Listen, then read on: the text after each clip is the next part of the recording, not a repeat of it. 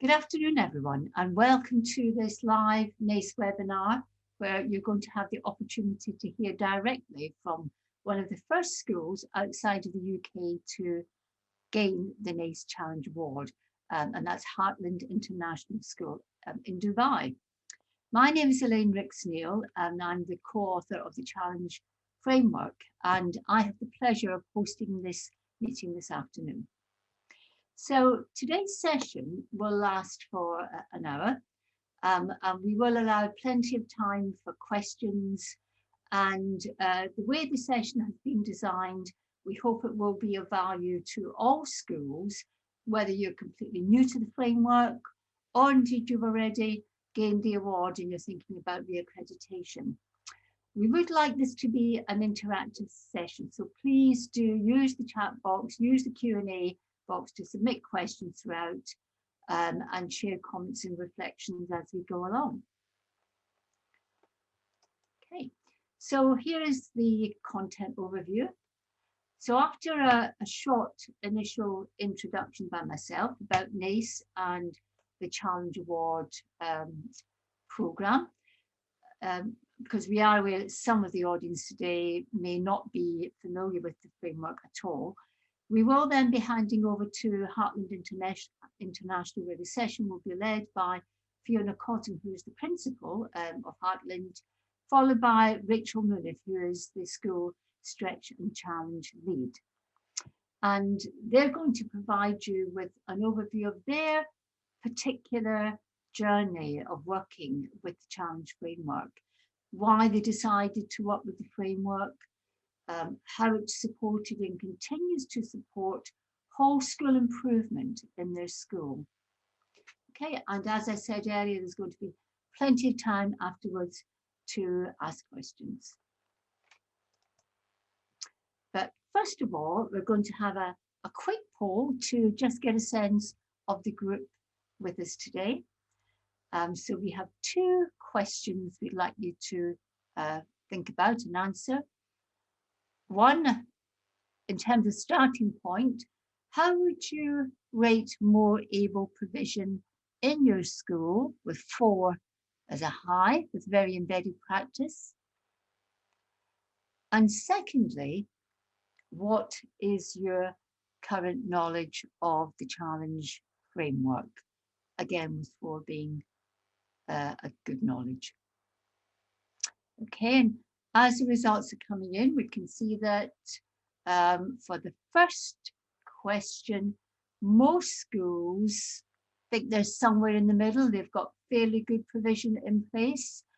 Interestingly, nobody has assessed themselves as a 4, being very modest there. And in terms of the knowledge of the Challenge framework, we have a spread right through, with some who've got very good knowledge, with about 30% actually don't have a knowledge of the framework at all. So this is going to be very much an introduction to the framework for those particular delegates. Okay, so moving on. Just to say a little bit more about Nace itself. Nace is an independent charity that has been working with schools for almost 40 years. So it's both a very established organisation, but also very forward thinking. And the core purpose is to seek to improve provision for more able in the context of Challenge for All. And just in terms of the we, who are we at Nace? The associates who deliver the programmes to schools. Increasingly, Nace is not just made up of researchers and academics, and practitioners who are experts in their field, in their understanding of more able and in their subject knowledge. But also the Nace associates, we have many successful school leaders, including national leaders in education, who have really driven impressive improvement in their own schools and are committed to the Nace principles, and many of whom actually have got the Nace Challenge Award for their school. And those principles that I've just mentioned are very much what guides and drives the work of Nace and the work of the Nace associates. And when we work with schools, we always begin with the core principles. And obviously you can read them through yourself after the session. And what I would say is that these principles do form the basis of very good professional discussion in unpacking those statements and thinking about where your school fits in that, because every school is different. And I think for schools starting out with the Challenge Award, that might be either revisiting the More Able policy or indeed having a first go at thinking about what a More Able policy would be for their school. Working with these principles, I think, can really help get a common understanding of what your goals are and what you all believe to be important. I would pick out in particular perhaps the second bullet point, which is about addressing the needs of more able learners will raise achievement for a much wider group of learners in the school. And I think you'll find when Heartland give their presentation, the head will talk about that whole point, that it isn't just about able pupils. When you think about the needs of able pupils, when you teach from the top, it has a lifting effect for everyone. Once teachers develop a real understanding of challenge and the teaching improves. So that idea of the rising tide lifting all the ships, very much at the heart of what we do. And I would also just flag up the last bullet point, ability is a fluid concept. It can be developed through challenge, opportunity, and self-belief. The challenge framework provides a way for schools to make sure that they are providing challenge in teaching and learning, that they do have a curriculum which provides the opportunity for talents to develop and flourish, and also that they're paying attention to the personal development of the young people in their school, so that they are resilient, confident learners. And the elements of the challenge framework encompass challenge, opportunity, and self-belief. So an introduction now to the Nace Challenge Development Programme. And what we call the Nace Challenge Development Programme is in fact, if you like, the entirety of schools using the challenge self-evaluation framework, and also all the resources that come along with it, and which are made available to you as you move through your journey of working with the framework. So that journey is a developmental process. It's very important that we give you support along the way. And the first port of call is the school handbook. And the school handbook provides very detailed guidance for the more able lead, for the senior leadership team, to help them work through the framework. And it's an extremely good resource. Beyond that, there's access to what we call the Challenge Hub. And again, we have comprehensive online resources in the hub to support schools, to deliver the professional development in school, to encourage staff to take some responsibility for self-study. We always recommend that all members of staff are given access to the Challenge Hub. As part of the development programme, you can also buy in bespoke consultancy from your school from Nace, where a Nace associate will come out and work with you. Cpd Workshops as well. And then towards the end of the journey, the end of the programme, if you like, the goal of the programme is to then apply for accreditation for the Nace Challenge Award. It's a journey that continues, because 3 years later, there is a reaccreditation. There's also the opportunity to connect with the whole community of like-minded schools through the research and development hubs. So the Challenge Award is much richer than working in isolation with a framework tool. It's about a programme where you're part of a community of learners. And the challenge framework itself, for those of you who are not familiar with it, and I should also say, if you go onto the Nace website, There's much more information on the Nace website about the challenge framework and about the challenge award, more than we're going to show here today. If you want to know more. But the challenge framework is a comprehensive self-evaluation tool which is divided into 6 elements. And these 6 elements, which you can see there, in a sense are the vital interconnected aspects that schools need to think about when they're on a journey of school improvement. And it's important that each of these areas and the criteria in each of the areas are worked through with schools towards trying to reach that high standard of the Challenge Award. So how it works is that when you go into each element, there is a set of descriptors which considers what quality provision would look like. So for example, in element 2, under identification, there's a set of descriptors that describe what you need to do to get your identification processes in place, what they should look like. For element 1, we talk about policy and leadership, school ethos, high expectations. So it describes to you what outstanding practice looks like. And that in itself, I think many schools find quite illuminating, because you're looking at, if you like, a framework which describes exemplary practice. And although the focus is on more able, you'll find when you see the criteria, it's about challenging everybody.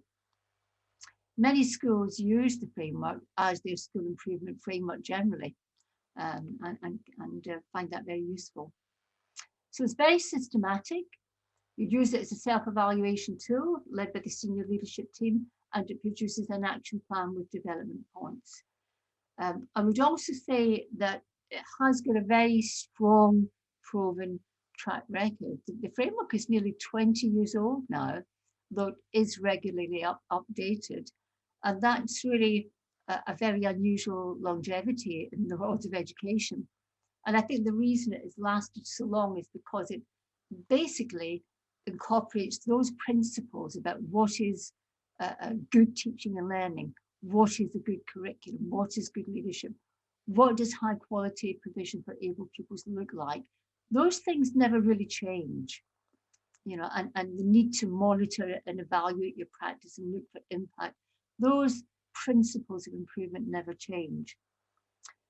It's also totally supportive of current Ofsted, the Independent Inspectorate, and also international inspection schedules. So it's always completely aligned with that as well. So that's the challenge framework. And just to say a little more about starting points with the framework, schools come to the framework in very different places. Sometimes we have outstanding schools who want to sustain that really high practice. Sometimes we look at schools that might be in quite a lot of difficulty and feel they really need to improve and they want a vehicle to help them do that. And I think the beauty of the challenge framework is its flexibility. Depending on your starting point, if you are very much at early stages, you use it as a planning tool, because when you read the criteria, it describes what high quality provision looks like. So you use it to help you plan your school development plan, your able pupil plan. The majority of schools come in somewhere in the middle. You know, they've got good provision in place, but they look at the tool to see what they need to refine, what they're doing well, and what their next steps should be. And many schools often say when they undertake that assessment, they're really pleased to see, you know, oh gosh, yes, we do that. And sometimes it's very reassuring to think, gosh, that's good practice, we do that. But it does give you clear next steps for schools going from good to outstanding, or from requires improvement to good, wherever you are on that school improvement spectrum. And then finally, when you think you meet the criteria, most of it, the majority of it, and you've got the evidence to back it up, that's when you would then apply for the Nace Challenge Award, undertake your audit, send your audit off to Nace with their supporting evidence, and you go for the Challenge Award. And typically it's a 2-year journey. We talk about it's the process that counts. It's not about a quick fix. It's not an easy award. It's developmental. It can be transformational. And the professional development that underpins it is key. But typically, it's about 2 years. It has been awarded to more than 450 schools across England, Wales, and internationally. And if you go onto the Nace website, you'll see a map of where all of those schools are, and you can actually zoom in and you can find particular schools. It's quite interesting to have a look at just where they all are.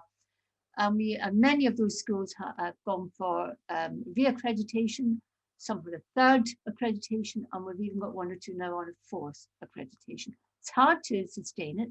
It's not easy, but it's a good framework to make sure that you keep that ambition going. And that accreditation, it does give you that external validation of the school's high quality provision. I think that's important, to have external validation of what you are doing. And the Challenge Award certainly does that. So over now to Heartland International, and I'm going to hand you over now to Rachel and Fiona, who are going to talk to you about their Challenge Award journey. So good afternoon, everybody, and thank you for taking the time to join us today. We feel incredibly privileged that we've been asked to be part of this discussion, and hopefully the journey that we've been on as a school will give you some idea about the process that we went through, and we're more than happy to network with schools offline or online, as the case may be, to have discussions outside of this webinar. So please, you can reach out to us towards the end. But just to take you through our journey and to talk to you about what we have done as a school. And I hope I don't have the same technical challenges. I'm just trying to get it onto the next slide. It's not working the right way, but we're okay. Just to give you an idea about us as a school, we're in our 6th year of operation. We currently have 772 school students as of this morning on roll. And we're an English National Curriculum school and open our 6th form this coming September. Very mixed culturally and diversity within the school setting, which is fantastic, with 75 different nationalities, but also 56% EAL students, because such is the movement within a country such as Dubai. And those of you who are working in overseas schools will certainly perhaps share the same types of challenges and issues in terms of dealing with a very mixed cohort of students who are very mobile in and out the whole time. But we are an inclusive school, and we're proud to be an inclusive school, and we celebrate the diversity that we have, and it's very important to us and integral to who we are. We have an annual inspection system in this country, for those of you who aren't familiar with it, and as part of that we obviously didn't have one during lockdown, thankfully, although we did have a virtual one that did take place in the first months of lockdown. But we haven't had a physical inspection this academic year. But our last inspection the year before rated us with a very good rating. Why the Nace Challenge Award? Well, we liked the context of what it said, really, which was an award that looked at schools who demonstrated a commitment to teaching, yes, of more able learners, but within a challenge for all context. And I think that was really the key part that sold us. It was about challenge for all. And actually, I think even during COVID, which I'll touch on slightly, I think our challenge for all has actually improved and increased as a result of our connectivity and the work that we've done with Nace. Why Nace for Heartland? Well, I joined the school in its sort of the end of its first year of operation. It had a bit of a challenging start when it opened, but much of the building philosophy of the school and the foundations upon which it was built was to not just be inclusive, but to make sure that all children were catered for. So the idea and the concept of stretch and challenge and supporting students who were perhaps more able was very much part of the owner's founding philosophy. I arrived in 2016, and one of the first things I did was to start to look at that philosophy and try to tease it out, and realize that we hadn't really addressed this or hadn't begun to look at this yet. So in September 2017, I appointed a colleague who I knew from Dubai, somebody I'd worked with in the past and had actually been a parent of students at my previous school, who was very involved in the work that Nace had done and had done a lot of research. And Helen Green, thankfully, accepted the opportunity to come and work with us at Heartland and really started to put us through the process and said, well, here's something that will add some rigor and will really set us to task and make sure that what we say on the package we're actually delivering by putting us through a self-evaluative process to make sure that we're good enough to actually say what we're doing. So really that was why we chose Nace, because it was a process of self-evaluation and review. We felt that without a rigorous system, we could say that we thought we were doing a good job, but didn't really have an evaluative process to justify the work we were asking our colleagues to do, the changes in mindset that we were asking them to adapt to within classroom teaching. And yes, we did want some form of external accreditation by experts who were able to give us some feedback so that we could continue to improve and grow and develop. So for us, the Nace project was very much about being a whole school process, not just a department, not just one person, but it was something that we were going to use as a mechanism to help develop teachers and students right across the whole of the school. One of the reasons, of course, for those of you who do live in this region or face Ofsted inspections, etc., ISI inspections or any other form of external evaluation, certainly in Dubai, as part of the inspection framework here and the inclusive education policy framework, there is a focus indeed on catering for the more able. The work of Gagne is preferred in terms of KHDA, our inspection authority.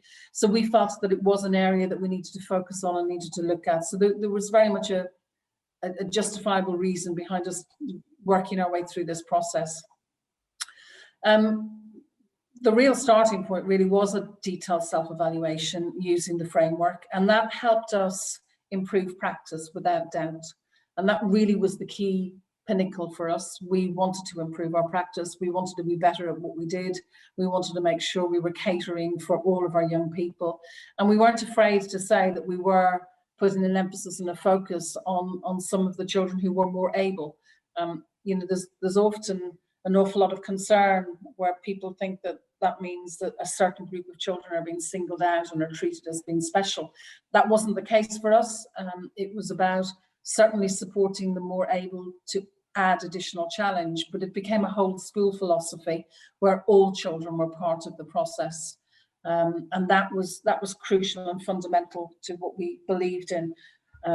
We have found time and time again that young people who join us that sometimes might be labelled as those who have a learning difficulty actually are very talented in other aspects of the curriculum, and you'll all find that yourself. So therefore, this framework was applicable to everybody in the school. Don't let anybody tell you it's an easy thing to get through. And no matter what Nace says to you, like any accreditation, there's a rigor to it. There's lots of hard work that goes on behind, lots of review of policy, formulation, teams that work together to reevaluate the process and everything that they do throughout the school. A real emphasis on focused professional development that we had to realign to make sure that we were actually delivering what we said that we needed to deliver. Lesson observations and structures to that, coaching, mentoring. So it really was a whole school project. It wasn't just one person who led this. This is where we all had to come on board and buy into it. And then, of course, as part of that, the accreditation visit, where we actually had people like Elaine who came to the school. They look at all of our data, very data-driven, but those of us who are used to inspection will be used to that. Key documentation, they themselves did lesson observations and looked at the records of the lesson observations that we had done. And then there were interviews, as you would expect as part of any process, with us as school leaders, with the young people themselves, with the learners right across the school to make sure that it was fit for purpose. Parents and of course our governing body were very involved in this process as well. So governance at every level and leadership at every level across the school. This was the results for us. And we we like this statement because it says that we're committed to developing an environment in which all learners are challenged and supported. So it wasn't just about the more able, it was actually about all learners. And that was crucial for us, because we do want to continue to be an inclusive school, but at the same time, be able to push and stretch and motivate those in a different type of way that may need that additional support. And it was interesting when Helen decided that in her husband's wisdom, he accepted a new job in Canada and she was going to emigrate to the very cold climates. I decided to advertise to replace her, and I put the advert in the TES for a stretch and challenge coordinator. And I hardly got any applications. And I was determined not to call it a gifted and talented coordinator. I very much wanted to live by the philosophy of stretch and challenge. And I felt maybe perhaps people just didn't search under that title, they didn't search under that name, but the applications didn't come in. So I did have to re-advertise, and I did have to re-advertise using the traditional phrase. And I'm delighted that Rachel then came on board, also coming from an outstanding primary school here in Dubai. So understood the framework, understood the type of work that we were doing and our inspection processes. And the work has continued, the work has evolved, it's developed and it's grown.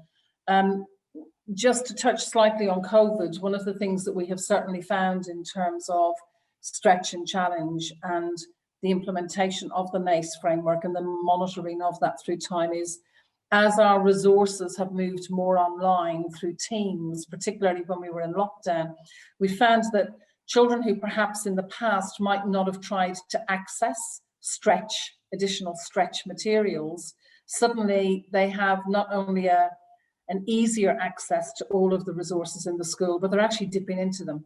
So we now see that the positivities in some way of our, not just our bring your own device policy, but how we've operated through Microsoft Teams as a school through COVID times has really shared out the accessibility and the provision that we've been able to spread across the school. So we feel even stronger today, in some ways, believe it or not, than we did 12 months ago. Whilst we might be doing very different things today than we were doing 12 months ago, and they bring their own challenges, we certainly have spread that opportunity out across the board.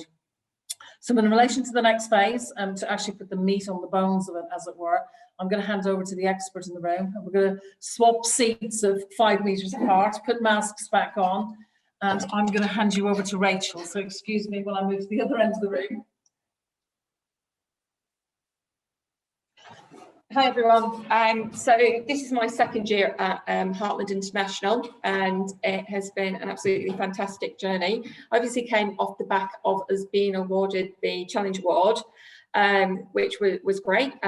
We will have to go for re-accreditation, so I've just got some hard work ahead of me.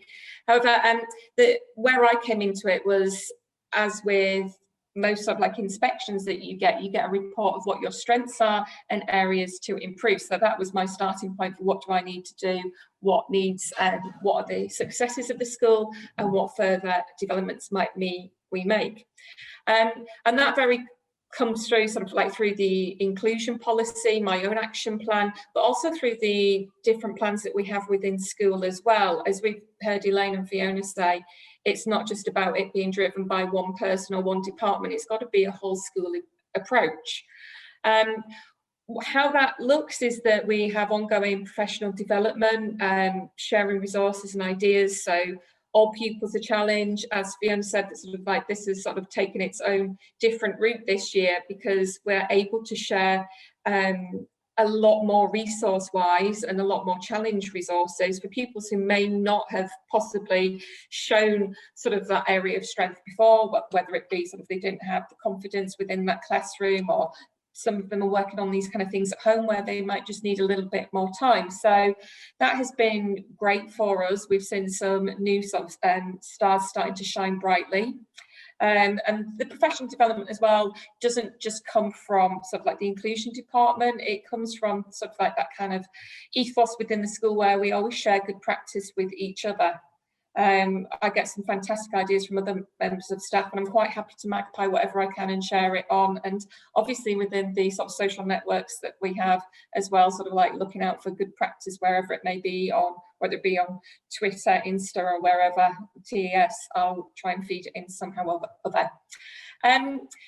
Next year, as we've said, we'll be going for re-accreditation, and I think I'm going to start looking at that process now. I know we've got a few people in from international schools, and obviously there's a bit more transience in terms of staffing, and people move a bit more. So I think it's really important that it's used as that kind of re-energisation. People might have moved to different year groups, so they might not be aware of the different resources that are there, or some of the things that they could do to help learners. So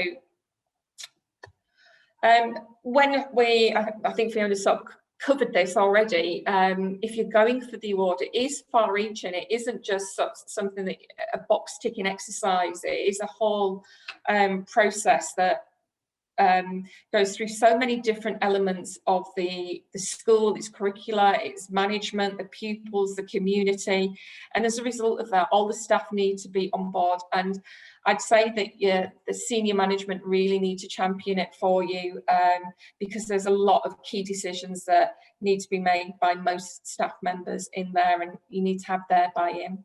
And again, it's the rising tide analogy. It lifting all ships. I find sort of when I'm working directly with the pupils, they love sort of like, you know, they see me come in, they're going, oh, have you got a challenge for me? Or, you know, they want that tricky challenge, they want that exposure.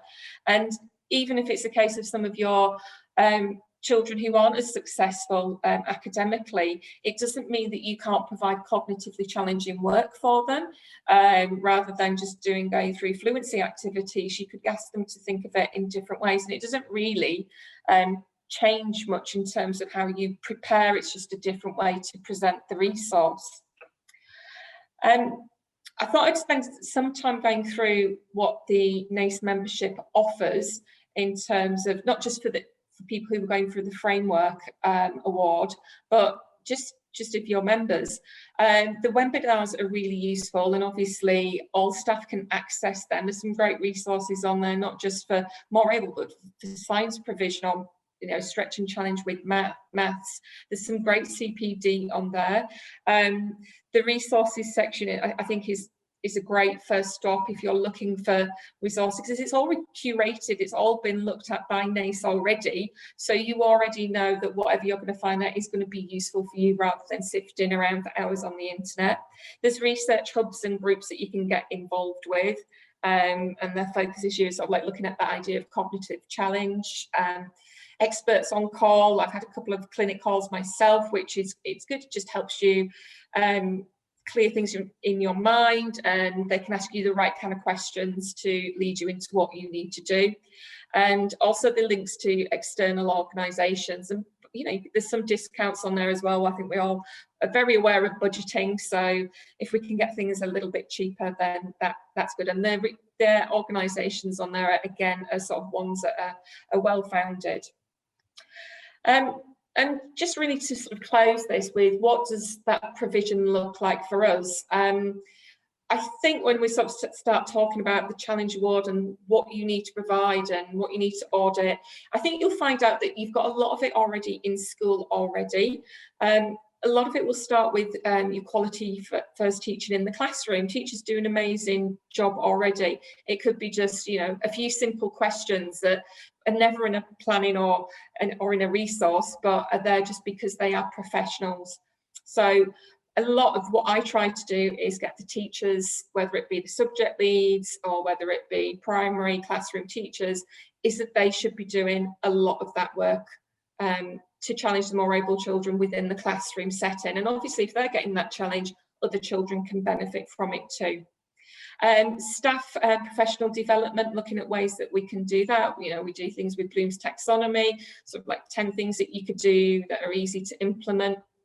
In terms of what I would do in my role, it's push a lot of it this year due to us not being able to withdraw pupils in the same way as before, or being able to work in mixed year group classes or cross year group, is pushing it in that support into the classroom. So planning with teachers, sharing some resources, team teaching where we can, just so that as much of it can be done within that classroom setting to benefit the pupils.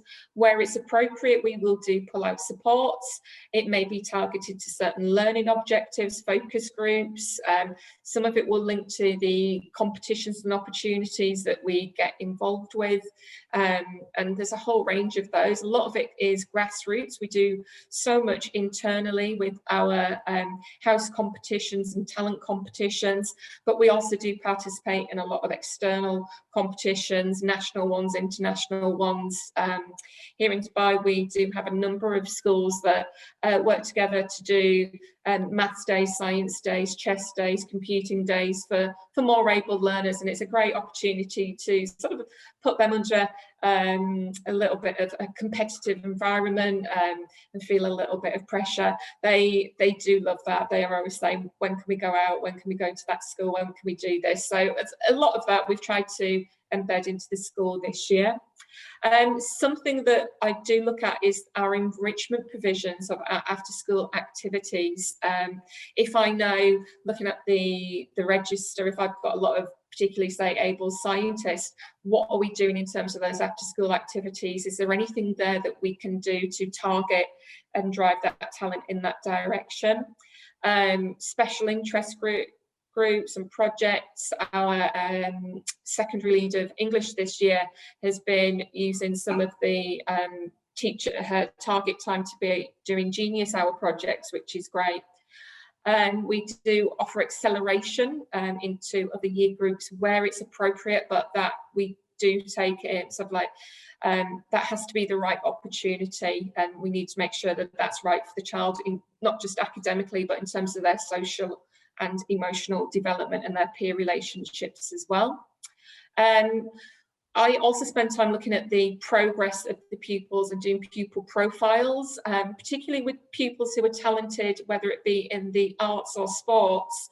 A lot of their involvement will be done outside of school, so it's good for me to catch up with them, talk about what they're doing outside of school, as well. I think there are always occasions. I think we started doing musical Mondays this year, and we'd have some of our talented musicians playing some samples of music as parents came in to drop off, and we found a couple of musicians there that we didn't know. We've got a wonderful piano player in year 3 that came to sort of like, we came to know about her because they'd walked through the door and saw the younger brother had seen other musicians playing, so we got her on the piano, which is fantastic to see, and so we can look for opportunities to extend that talent.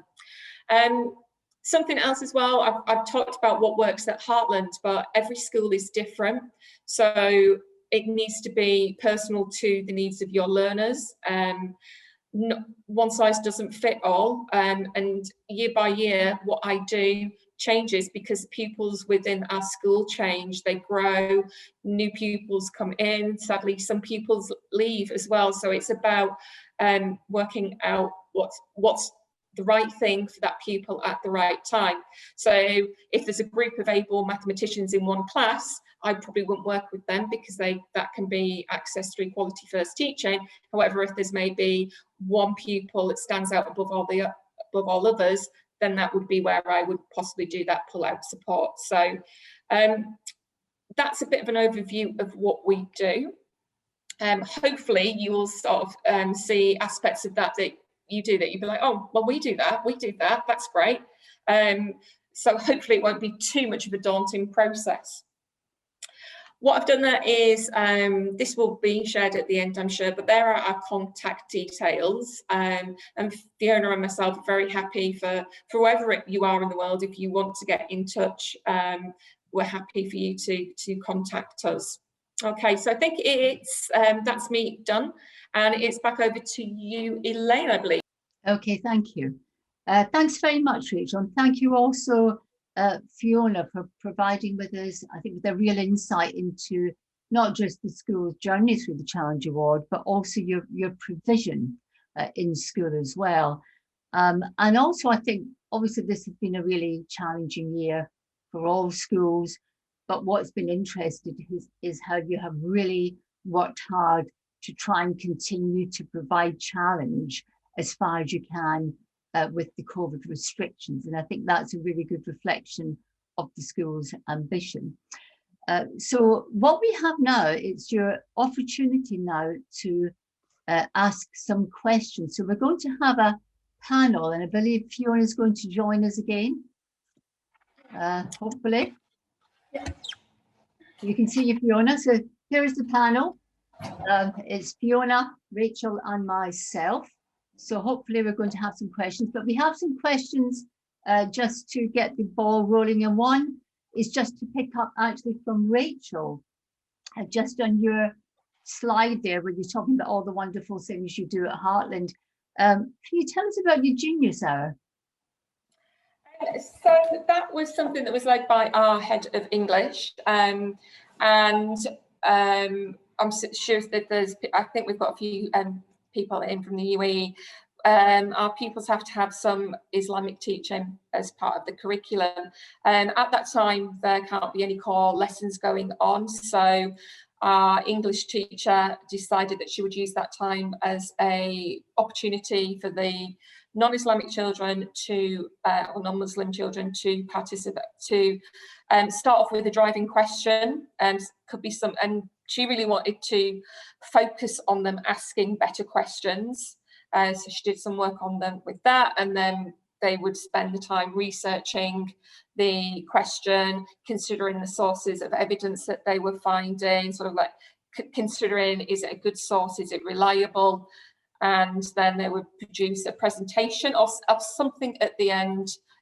Most of them did presentations, but I have seen sort of Genius Hour work in other places where it could be a physical project that they produce. It could be a piece of art. It could be a coding program. It could be anything in terms of the way that they're going to present those findings. So I'm hoping that we might be able to implement that a little bit more next year through other year groups. As you know, their timetables are very constricted, so it's about trying to find the right time to be able to do that. Okay, thanks, Rachel. Lovely idea. So, question now for Fiona. If Fiona can come to the frame. Thanks, Fiona.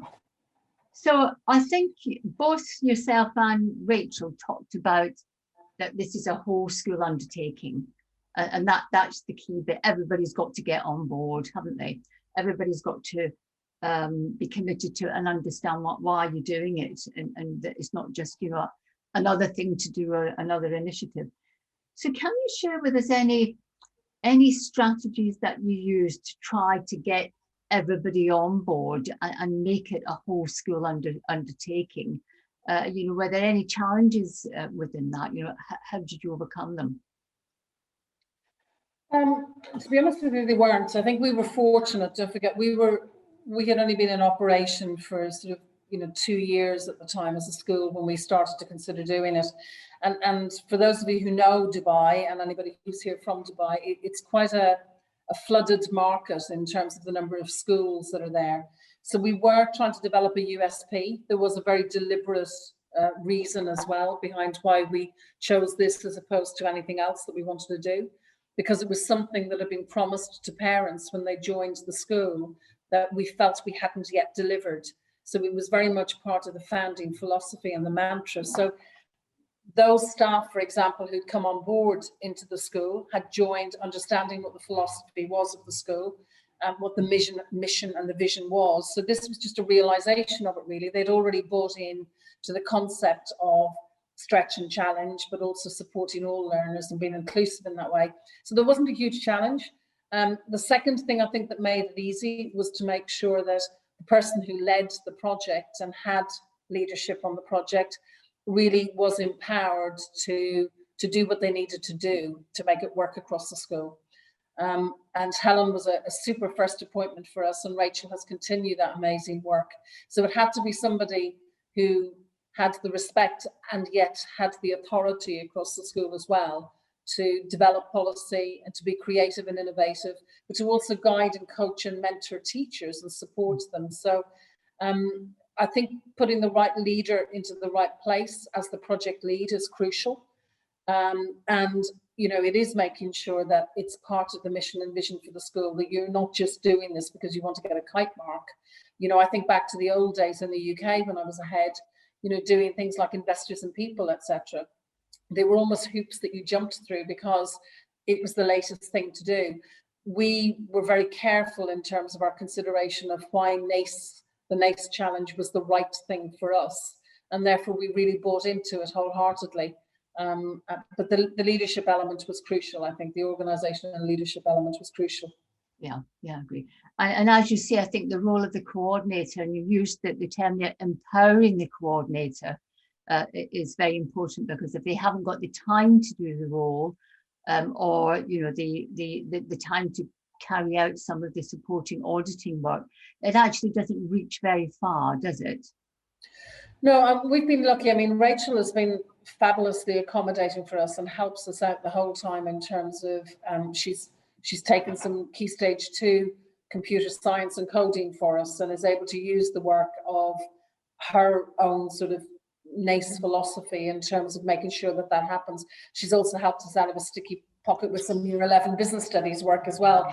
But generally speaking, you know, other than maybe Rachel has about a 30% timetable. So the rest of the time, she has the freedom to work across the school, to go into classes, to work with staff, and to put the developmental part of the project into place. Asking somebody, I would suggest, to do this with a full teaching load would be a very difficult thing to do if you're actually going to embed the practice. Of course, you can lead on it, but certainly what's made it successful here is the person who's leading on the project and who leads this area of the school having the flexibility and the time to be able to do their job effectively during school time, because they need to work with children. It's not a desk job just filled with paperwork that can be done at a different time. Yeah, I think so. And I think it's something we say in the challenge award criteria, that if the more able lead isn't a member of the SLT, they certainly need to have connections with the SLT and be supported by SLT, because that's a crucial role. And just thinking now about professional development and a question linked to that, because obviously once the school's undertaken the audit, you know, you've got development points arising out of that. And I guess as a leader, you're thinking about the professional development needs to help teachers make the improvements and perhaps understanding challenge and all of those aspects. How did you go about prioritizing what professional development was needed, and then how did you plan for it? You know, was it whole school? Was it using inset, using staff meetings? Was it individual? What was your approach to that? I mean, initially, certainly in the first year in our preparation, the needs were identified through the audit process. We realised where there were gaps. We realised things that we needed to do to ensure that there was sort of parity right across the school. At the time, we only had Year 7. We were predominantly a primary school, and we were in a stronger position, I think, therefore, to implement it. It's now moved the whole way through. As I said, we open our 6th form this September. So, you know, the school has changed, certainly in terms of its profile and how it's grown, but it was very much embedded in the primary phase of the school. And it was very much done through, there were some full staff meetings. It's like anything really, isn't it? You know, I don't want to patronise people in any way or offend. It's done through a mixture of one-to-one meetings, coaching, small groups, year teams, key stages. But by that leader not having a full timetable, they have the flexibility to sort of work with staff and with colleagues around the school in the preparation and in the development of materials for that. So really, it's multifaceted, just like it is with anything else, I think, across the school. Rachel, no, I would agree with that. And I think we've talked about our ethos and our vision here, and you know, it comes through. We have sort of like before COVID hit, we had sort of like little triads, and it very much came through. So a lot of the initiatives came through this CPD that we were doing in terms of staff, sort of like where they wanted to take themselves, what were their target areas, and thinking about how they can always be improving that learning for pupils. So whereas it might not necessarily be a more able initiative, it's embedded anyway, and we may not necessarily see it as such. And I think when you're looking through those audit things, you're like, oh yeah, actually we do that, and we do it through this way, as opposed to sort of like, right, it's a gifted and talented CPD thing that we do, or we're going to look at more able this part. So I think it has come through a lot of what we stand for, sort of like when we're looking at sort of our data, how are we going to get children to here, then it's like looking at that quality teaching, those quality learning opportunities. Yeah. But I don't want to lose sight of the fact that for a proportion of children who genuinely are more able, it is also very important that we're specifically meeting their needs. I don't want people to think that this is just something that you sort of say is whole school. There still is an element to it, because there are some children who do need something a little bit different. They do need to be stretched in a different way. So, and as I said before, there's an element of fear in stating that, because we don't want to be elitist in any way, but there are, children have different ability profiles, children have different skills, different talents, different gifts. And I sort of speak as somebody, I was a musician my whole life, and definitely I know that when it came to music when I was younger, yes, I was gifted. And it was important, therefore, that I had the right teacher and the right mentor, and I went to the right university and the right music college. And I thought I had the support of my parents to push me through that at a time when there wasn't this type of program. So this has helped us certainly help some of those children who are quite extraordinary and are doing things way beyond their years. It's when you see that child in FS2 whose handwriting and are able to write and articulate a small story in a paragraph, and you think, wow. There are some incredible things without any intervention from us, by the way. And it's those children that we then need to capture, and we need to sort of say, okay, we do need to see those passions. Yeah, enhance and try and develop you further. So there is something specific as well. Yeah, there is. And I guess there's the other aspect of that too, and what schools often say is it gets them to look at all pupils in terms of potential talents and abilities, and those who might be coasting. So you end up really reconsidering every child and what you can do to make sure that they are challenged appropriately. We've got a question now from Katie Corr, which is about the portfolio of evidence. People are always interested in the portfolio of evidence. And the question is, in terms of the evidence for the portfolio, was it a range of verbal, written data from all teaching staff? So if I just say a little bit from a Nace viewpoint first, and then maybe I'll hand back to Fiona on that one, because obviously Fiona was involved in that at the time. We're very, very clear at Nace to say that this is not a paper chase, and that what schools submit primarily is a descriptive of their how well they believe they are doing against the criteria, and then to tell us what evidence support that. And then they provide samples of that evidence.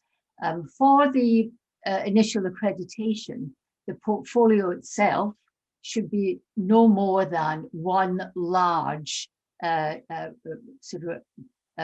folder, really, one box. It is not meant to be a paper chase.